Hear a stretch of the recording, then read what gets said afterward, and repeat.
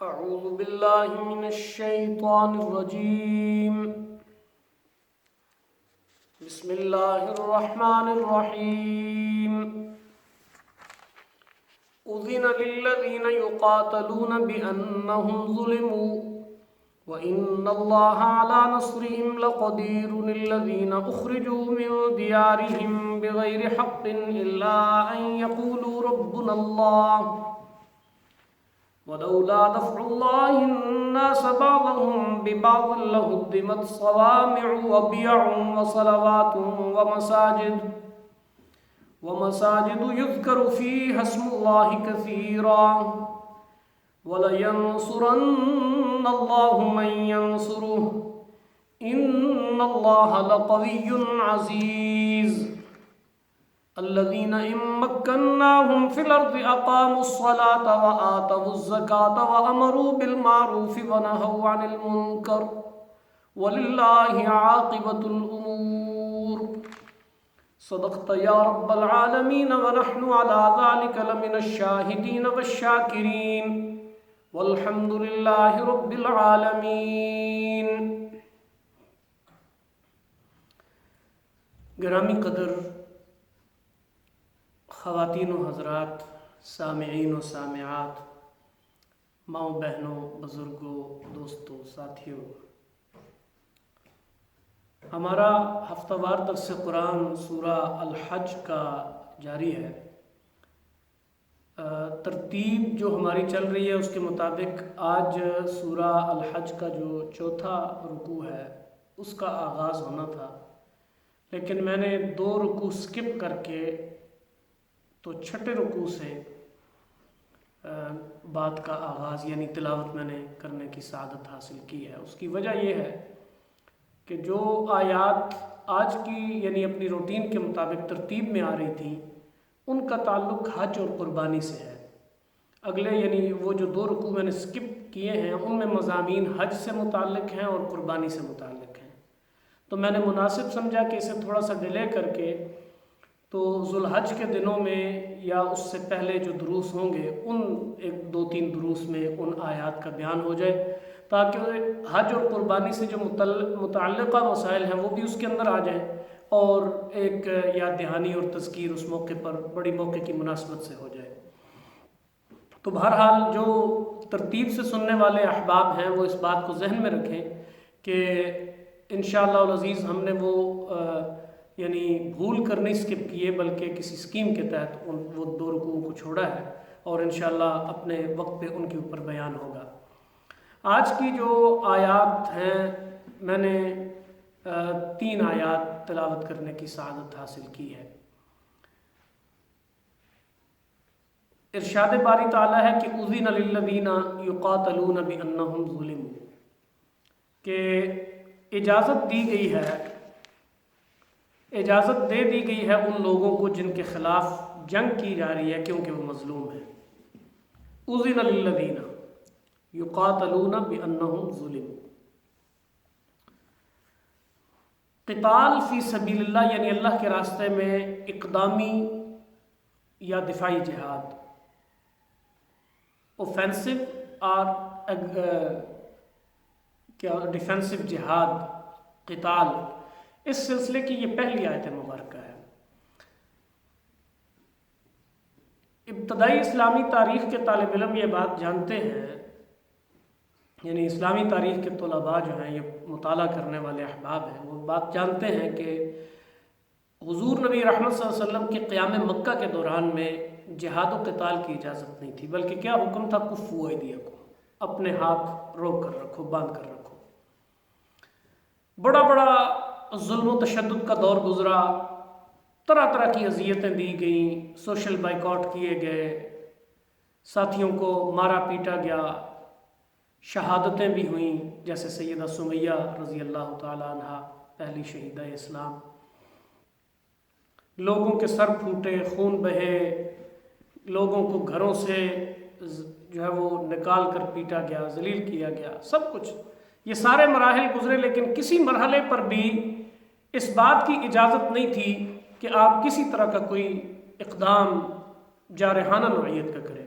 اب یہ پہلی چیز ہے، اس کو اجازت کہا گیا. اس آیت میں صرف اجازت دی گئی ہے، کہ اجازت دیا گیا ہے لوگوں کو. اذن اجازت کو کہتے ہیں، وہ جن کے خلاف قتال کیا جا رہا ہے، جنہیں مارا پیٹا جا رہا ہے، تعذیب و تشدد سے گزارا جا رہا ہے. اور یہ اس وجہ سے ہے بِأَنَّهُمْ ظُلِمُوا، کیونکہ ان کے اوپر ظلم کیا جا رہا ہے.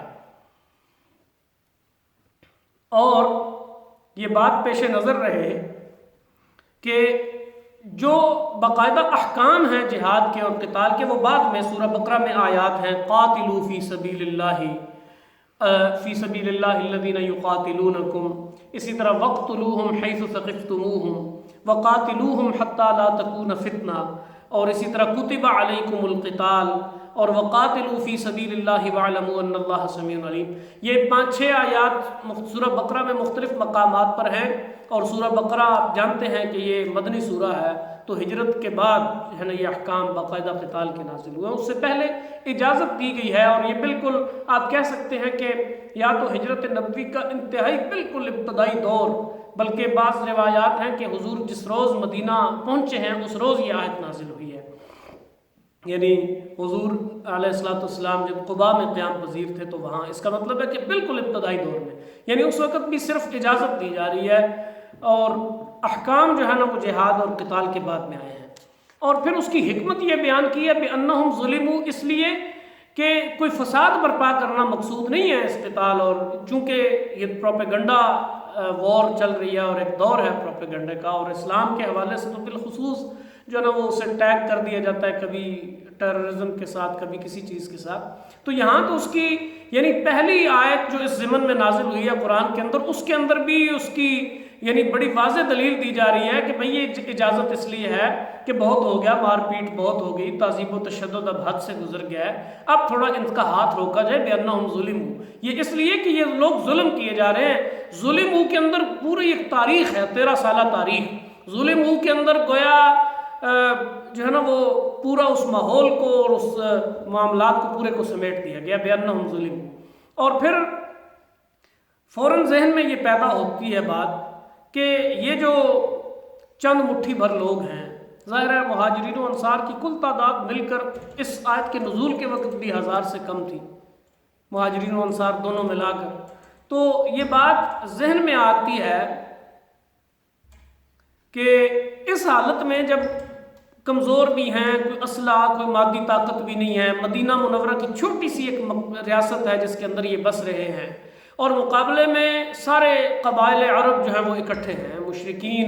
مشرکین عرب یعنی مشرکین مکہ کی اپنی ایک طاقت ہے قریشیوں کی، اور اس کے ساتھ پھر پورے آس پاس کے قبائل، ان کے لاؤ لشکر وہ ان کی پشت پر ہیں، وسائل ان کی پشت پر ہیں. اور ایسے میں یہ بات کہنا کہ اجازت دے دی گئی ہے، تو یہ اجازت کیا معنی رکھتی ہے؟ وہ کیا کر سکتے ہیں؟ اللہ نے اس کی وضاحت کی کہ ان اللہ علی نصرہم، بے شک وہ طاقت میں تھوڑے ہیں، سامان اور یعنی سامان کا وفور نہیں ہے، وافر انہیں اسلحہ اور وہ ساری چیزیں میسر نہیں ہیں، لیکن اللہ علی نصرہم لقدیر، ان کی نصرت کے اوپر اللہ قادر ہے، اللہ ان کی مدد کے اوپر قادر ہے. یہ بڑا برمحل جملہ ہے. تو اللہ تعالیٰ ایک لحاظ سے مسلمانوں کی ڈھارس بندھا رہے ہیں، انہیں ہمت دلا رہے ہیں کہ پورے عرب کے جو ہے نا وہ مقابلے میں انہیں جب تلوار لے کر اٹھنے کے لیے یعنی آمادہ کیا جا رہا ہے اور اکسایا جا رہا ہے، تو کفار ایک طرف انہیں ہمت ہو جائے اور دوسری طرف کفار کو یہ تنبؤ کرنا مقصود ہے کہ ان مٹھی بھر مسلمانوں سے تمہارا مقابلہ نہیں ہے، یا ان کے وسائل کے ساتھ نہیں، بلکہ تمہارا مقابلہ خدا کے ساتھ ہے. اس لیے ان اللہ علی نصرہم لقدیر. اور یہ کون لوگ ہیں؟ الذین اخرجوا من دیارہم، کہ جو لوگ اپنے گھروں سے نکال دیے گئے. میں نے پہلے کہا کہ بِأَنَّهُمْ ظُلِمُوا، اور اس اخرجوا من دیارہم کے اندر ہر چیز آ گئی. ظاہر ہے اخرجوا من دیارہم کے اندر ظلم کی ساری صورتیں اور تشدد کے سارے بیانات آ جاتے ہیں، اس لیے کہ اگر کوئی شخص اپنا گھر، اپنا در، اپنا وطن اور اپنا چمن چھوڑتا ہے تو وہ بالکل یوں سمجھیں کہ اسے جب دیوار سے لگا دیا جاتا ہے، جب کوئی اس کے لیے چھوڑی نہیں جاتی چیز، اس وقت جو ہے وہ اسے یعنی اس وقت یہ نوبت آتی ہے کہ وہ اپنا گھر بھی چھوڑ دے. گھر پر چھوڑنا، اس پر مجبور ہو جانا، یہ تو گویا کسی کو دق کرنے کی اور کسی کو تنگ کرنے کی انتہا ہو سکتی ہے. جب تو الذین اخرجوا کے اندر وہ سارا فلسفہ آ گیا، سارے تعذیب و تشدد کو الگ سے بیان ہی نہیں کیا. یعنی یہ ان لوگوں کی بات ہو رہی ہے، اللہ ان کی نصرت پر قادر ہے اور اللہ ان کی پشت پر کھڑا ہے اور انہیں اپنی نصرت سے نواز رہا ہے کہ جو اخرجوا من دیارہم بغیر حق، یعنی ناحق اپنے گھروں سے نکالے گئے ہیں، کسی جرم کی پاداش میں نہیں نکالے گئے، بغیر حق. اور ان کا جرم کیا تھا؟ الا ان یقولوا ربنا اللہ. یہ بھی کوئی جرم ہے؟ اللہ کو اپنا رب ماننا جو خالق و مالک ہے، جو مقتدر ہے، قانون ساز ہے، حاکم ہے، مدبر ہے، اس کائنات کا کارساز ہے، سارے معاملات کے اندر جو اللہ وحدہ لا شریک اپنے یعنی یہ بندوں کا خالق، معاملات کو چلانے والا، سب کچھ جب وہی ہے تو اب اسے رب کہنا یہ کون سا جرم ہے؟ اس جرم کی انہیں یہ سزا دی گئی ہے. اور پھر اس جہاد کے اس فلسفے کو جو ہے نا میں ان واقعات کو سکپ کر رہا ہوں، ظاہر ہے بہت سارے واقعات ہیں، آپ تاریخ کے اور سیرت کے طالب علم ہیں، آپ کو مطالعہ کرتے رہتے ہیں، آپ کو معلوم ہے کہ کیسے کیسے واقعات تھے کہ لوگوں کو ناحق ان کے گھروں سے نکالا گیا اور جس تعذیب و تشدد سے گزارا گیا. صہیب رومی کے بارے میں آتا ہے کہ وہ ہجرت کا ارادہ کیا تو کفار نے انہیں گھیر لیا اور کہا کہ تم اس مکہ میں خالی ہاتھ آئے تھے، جو کچھ کمایا ہے یہیں سے کمایا ہے، اب ہجرت اگر کرنی ہے تو صرف یہاں سے خالی ہاتھ چلے جاؤ، یہ اس بات کی اجازت ہے. اس اللہ کے بندے نے اپنا سب کچھ جو ہے نا وہ جھاڑا اور اٹھ کھڑے ہوئے اور سب کچھ ان کے سپرد کر دیا، اپنی جو زندگی بھر کی کمائی، اپنی سب جمع پونجی، اپنا کاروباری جو وہ لوہار کا کام کرتے تھے وہ اوزار تک، کوئی ایک آنا پائی، ایک دھیلا تک انہوں نے ساتھ نہیں لیا اور اسی طرح چھوڑ چھاڑ کر چلے گئے. حضور علیہ الصلوۃ والسلام قباء میں تشریف فرما تھے، جب وہاں پہنچے تو رسول اکرم صلی اللہ علیہ وآلہ وسلم نے انہیں دیکھا اور ارشاد فرمایا کہ ربح البیع، کیا خوبصورت سودا کر کے آئے ہو، کیا اعلیٰ تجارت تم نے کی ہے. تو گویا یہ وہ حالات ہیں جن کے اندر اللہ کہہ رہا ہے کہ اخرجوا من دیارہم. پھر یہاں آگے جو ہے نا وہ حالات یعنی مجموعی طور پر ایک اصول بیان کیا ہے کہ ولولا دفع اللہ الناس بعضهم ببعض لفسدت الارض لہدمت صوامع، کہ اگر اللہ کریم اس شر کو دفع کرنے کا انتظام نہ کرتا، یعنی ایک ظالم گروہ کے مقابلے میں کچھ لوگ ایسے نہ اٹھاتا تھرو آؤٹ دا ہسٹری، یعنی پوری تاریخ کے اندر اگر اللہ کریم ایسے لوگ نہ اٹھاتا کہ جو اس کے لیے یعنی ایسے لوگوں کو کھڑا نہ کرتا کہ جو ظالموں کا راستہ روکے، ان کا سد باب کرے، تو پھر ہوتا کیا کہ یہ فساد ساری زمین کے اندر پھیل جاتا ہے. ایک مقام پہ کہا لفسدت الارض، یہاں کہا کہ لہدمت صوامع وبیع وصلوات ومساجد یذکر فیہا اسم اللہ کثیرا، کہ صوامع، بیع اور صلوات اور مساجد، یہ 4 الفاظ استعمال ہوئے ہیں کہ یہ سب منہدم کر دیے جاتے، انہیں اکھاڑ دیا جاتا زمین سے، ان کا وجود مٹا دیا جاتا. مقصود یہ ہے کہ صوامع کہتے ہیں نصارہ کے ان خانقاہوں کو، چونکہ ان کے ہاں خانقاہی نظام تھا، وہ کنیسے تھے ان کے اور گرجے، اور راہبوں کے لیے الگ جگہ ہوتی تھی، یعنی دور اونچی پہاڑیوں پہ، ان کی کھوہوں میں، غاروں میں، یا اونچی پہاڑیوں پہ یا دور آبادیوں سے دور وہ اپنا ٹھکانہ بناتے تھے اور اس کے اندر رہبانیت کی زندگی، تجرد کی زندگی گزارتے تھے. اس کو صوامع کہتے ہیں، صومعہ کی جمع صوامع. اور بیعہ کہتے ہیں عام کنیسے کو، چرچ کو، تو چرچ کی جمع بیعہ بیع. اور صلوات یہودیوں کے عبادت خانے کو کہتے ہیں، جسے سیناگوگ کہتے ہیں آج کل. اور مساجد ظاہر ہے اہل ایمان کی عبادت گاہوں کا نام ہے، اہل اسلام کی. تو اب یہ کہا جا رہا ہے کہ یہ جو عبادات کے مقامات ہیں جہاں جہاں عبادت ہوتی ہے، اب ایسا اگر معاملہ ہوتا کہ ظالموں کو یوں کھلی چھٹی دے دی جاتی تو پھر تو اس زمین کے اوپر تاریخ انسانی کے اندر کوئی یعنی صنعت و حرفت اور تجارت اور زراعت تو کیا عبادت خانے بھی جو ہے وہ محفوظ نہ ہوتے. یعنی یہ اصل میں مشرکین مکہ کی اور نصارہ و یہود جو اسلام کے خلاف سازشوں میں سرگرم تھے، ان کا وہ پروپیگنڈا اس کا جواب ہے. پروپیگنڈا کیا تھا کہ دیکھو جی اب حرم کی حرمت پامال ہوگی، اب اشہر حرم کے اندر انہیں کہا جا رہا ہے جی کہ انہیں قتال کی اجازت دی جا رہی ہے. کہا کہ اللہ کے گھر کی یہ حرمت قائم ہی اس لیے ہے کہ سابقہ اقوام کے اندر یہ جہاد و قتال موجود تھا، اور لوگوں ظالم کی بے خونی کا اور ظالم کے ظلم کو ختم کرنے کا، فسادی کے فساد اور شریر کے شر کو سے نمٹنے کا ایک نظام موجود تھا۔ اللہ طاقتوں کے مقابلے میں طاقتیں کھڑی کرتا رہا، جس کے نتیجے میں یہ عبادت خانے قائم ہیں۔ وگرنہ یہ معبد، یہ عبادت خانے، یہ مساجد، یہ صوامع، یہ سب کچھ جو ہے نا وہ منہدم کر دیا جاتا۔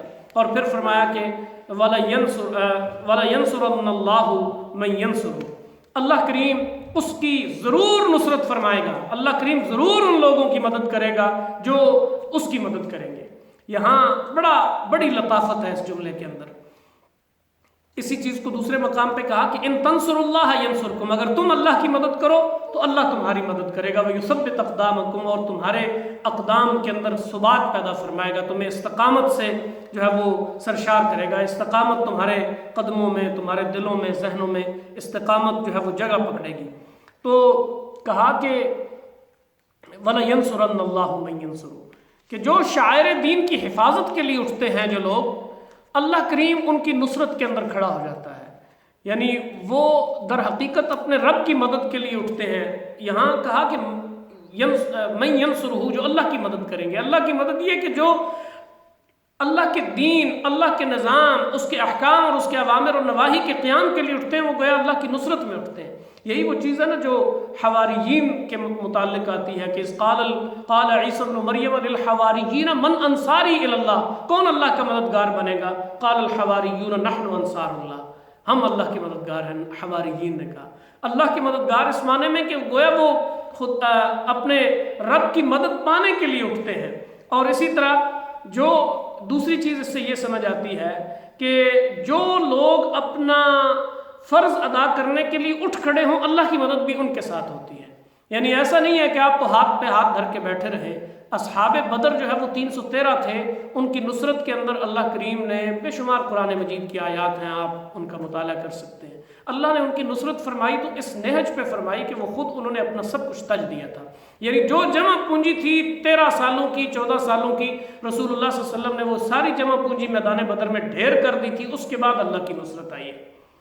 فضائے بدر پیدا کر، فرشتے تیری نصرت کو گردوں اتر سکتے ہیں، گردوں سے قطار اندر قطار اب بھی۔ اور پھر یہ چیز کہ ینصر اللہ من ینصر اللہ، یعنی یہ فلسفہ ہے، لازمی بات ہے کہ حق کے راستے میں حق کے راستے میں جو لوگ اٹھتے ہیں وہ اللہ کی نصرت کے لیے اٹھتے ہیں، اور اللہ کی نصرت اور مدد ہمیشہ ان کے ساتھ ہوتی ہے۔